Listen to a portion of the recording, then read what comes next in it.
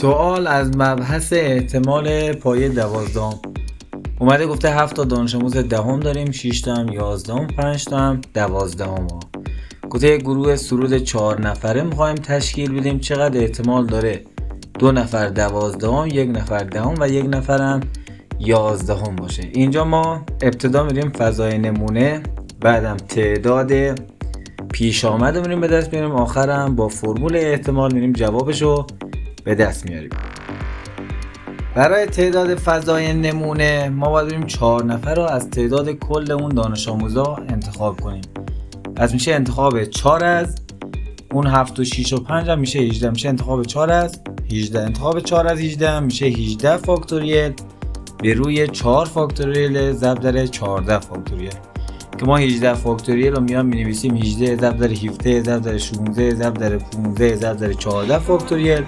پایین هم می‌نویسم 14 فاکتوریل، اون 4 فاکتوریل هم باز میکنم میشه 4 ضرب در 3 ضرب در 2.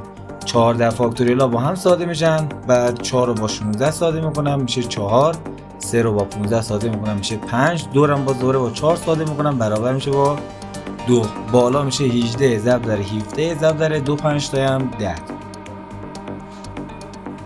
بعد از اون میرم سراغ پیدا کردن تعداد پیش آمد.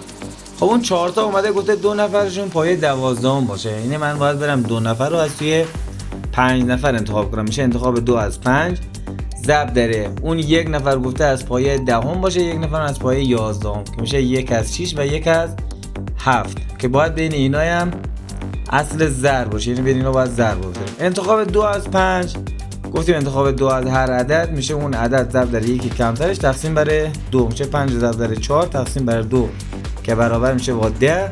انتخاب 1 از 6 هم که میشه 6، انتخاب 1 از 7 هم که برابر میشه با 7. پس تعداد پیش آمد میشه 10 ضرب در 6 ضرب در 7.